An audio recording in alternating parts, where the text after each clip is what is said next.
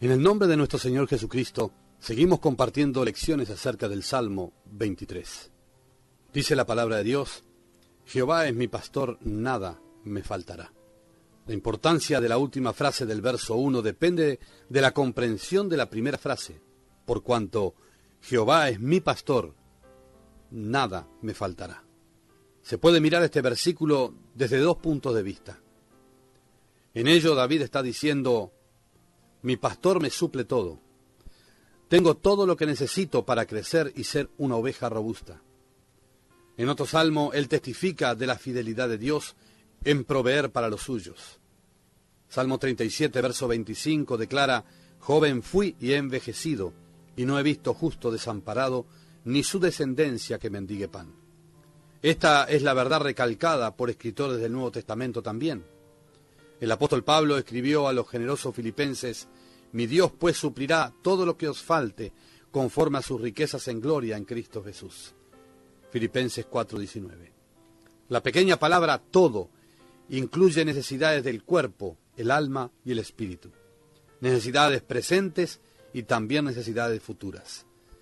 Tenemos a un Padre que es el Creador. Dios es muy rico, quien hizo provisión para cada parte de nuestro ser. Mediten esto: mi Dios pues suplirá todo lo que os falte.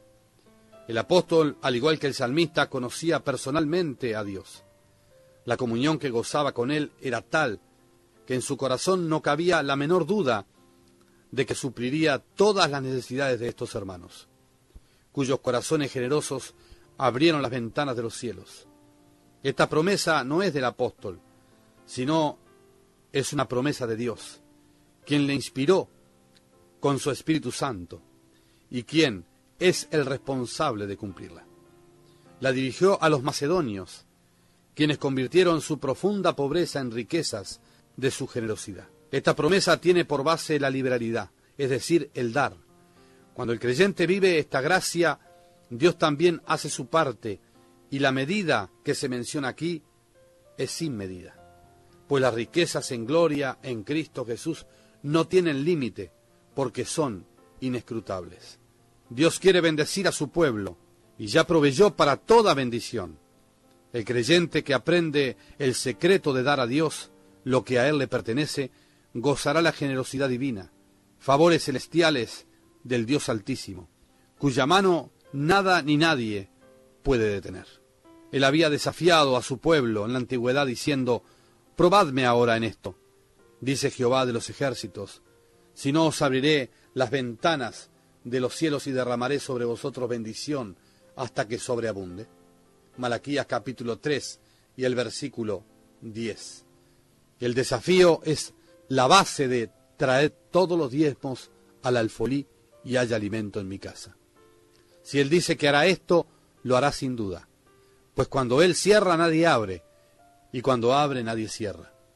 Con seguridad Él abrirá las ventanas de los cielos y derramará bendiciones, pues Jesucristo es la llave de las bendiciones de Dios. Esto denota abundancia, pues no dice que goteará, sino dice que derramará, ya que Él ama al dador alegre.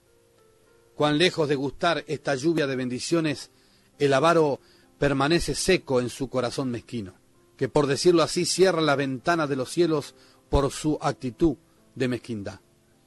Tal persona no podrá gustar las bendiciones de arriba.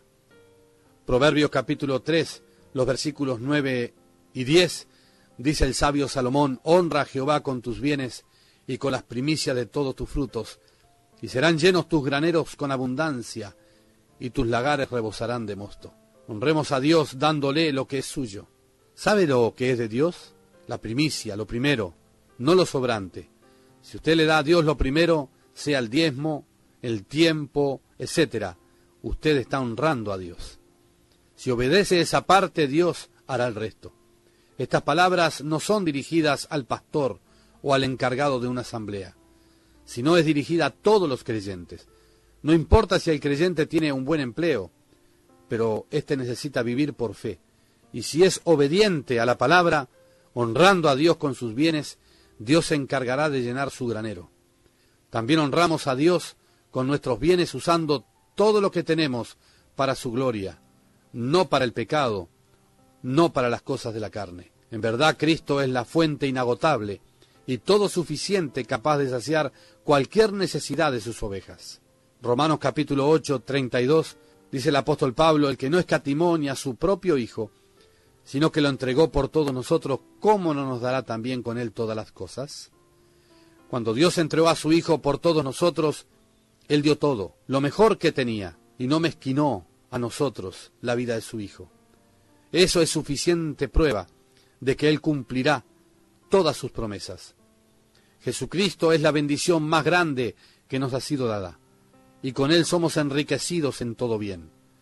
El creyente que ve esta realidad y aprende que todo lo que es y tiene son por medio de Jesucristo, es un creyente agradecido a Dios.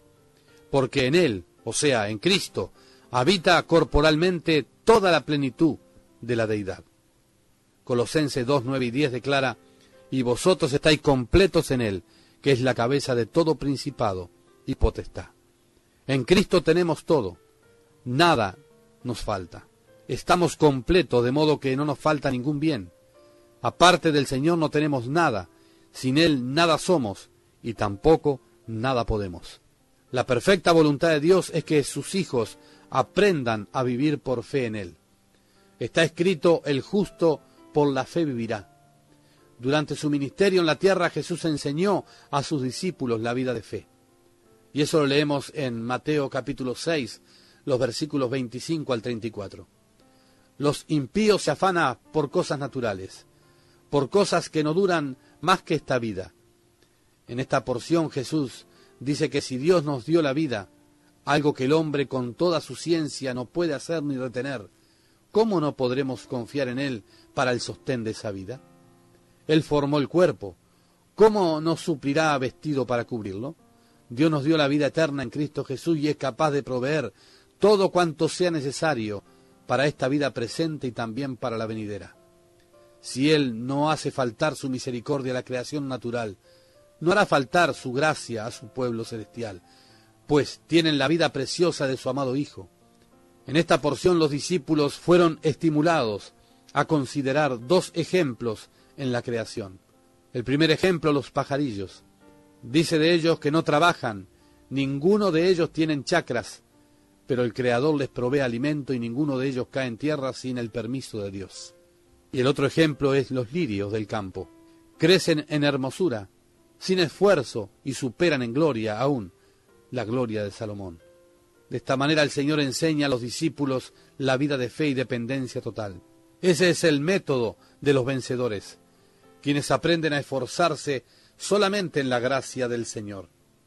Los gentiles o los impíos, muy por el contrario, buscan comida y bebida y vestido. El justo también necesita de tales artículos para su vida, pero nuestro Padre Celestial sabe que tenemos necesidad de todas estas cosas. La prueba de que sabe es que Él suple. Eso vemos en la experiencia del apóstol Pedro. Mateo capítulo 17, los versículos 24 al 27. Note que Jesús conoce las necesidades de los suyos. Por eso Él habló primero a Pedro. La manera que el Señor utilizó para pagar el tributo nos enseña que a Él no le hace falta recurso. Pedro más tarde en su carta afirma: Él tiene cuidado de nosotros. Primera de Pedro 5:7. El Señor está más y más dispuesto a suplir de lo que nosotros estamos para recibir su bendición. Dice la palabra en Isaías 65:24: y antes de que clamen responderé yo, mientras aún hablan yo habré oído. El Señor conoce nuestra vida y sabe de qué cosa necesitamos. Pero note en Mateo 6:33 un principio incambiable del gobierno divino, pues denota el orden de Dios. Mas buscad primeramente el reino de Dios y su justicia, y todas estas cosas os serán añadidas. Primero buscamos al Señor, pues es primero en orden de importancia. Todos quieren bendiciones, pero no todos siguen el orden de Dios. La mayoría ponen por delante lo material, y al Señor le dejan en un lugar secundario. Dios es Dios de orden, y ha puesto primero lo más importante. Tenemos que ponernos de acuerdo con Él y seguir su orden. Primero el Señor y después lo demás. Al aceptar a Jesús como Salvador entramos en su reino, y estando allí dentro debemos de buscar las cosas que pertenecen a ese reino. Buscar como es correcto, y ahora porque es el tiempo para hallarle, pues Él está cercano.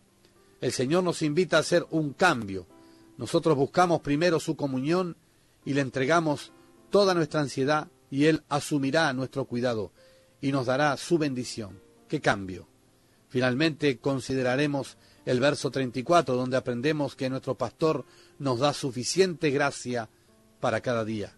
Dice allí: así que no os afanéis por el día de mañana, porque el día de mañana traerá su afán. Basta a cada día su propio mal. Su misericordia se renueva cada mañana. Entonces, ¿por qué muchos del pueblo redimido del Señor viven turbados, deprimidos y en extrema ansiedad? La razón es porque se preocupan del mañana. Toman afán prestado y se preocupan del porvenir. Dicen: ¿qué comeremos, qué beberemos o qué vestiremos? Tal carga la llevan solo, porque Él no nos promete gracia para afán prestado. Él da suficiente gracia para cada día. No sabemos lo que traerá el día de mañana, pero sabemos que la misericordia del Señor será nueva cada mañana. Dios en su palabra promete cosas al que confía en Él. Como una oveja depende totalmente del cuidado de su amante pastor. Salmo 107:9 dice: porque sacia al alma menesterosa y llena de bien al alma hambrienta. Salmo 103:5 declara: el que sacia de bien tu boca, de modo que te rejuvenezcas como el águila. El ave abre su boca para que la madre le alimente. Si tan solo abrimos nuestras bocas, es decir, permitimos al Señor derramar sus bendiciones, seremos saciados de bien. Él es el Dios de la abundancia. Viviendo en el mundo, no esperamos que las cosas mejoren. De lo que leemos en la palabra de Dios sabemos que las condiciones empeorarán, aún más cuando la venida del Señor esté cerca. Pero como hijos de Dios tenemos promesas. Como ovejas del rebaño de Jesús, Él asume nuestro cuidado.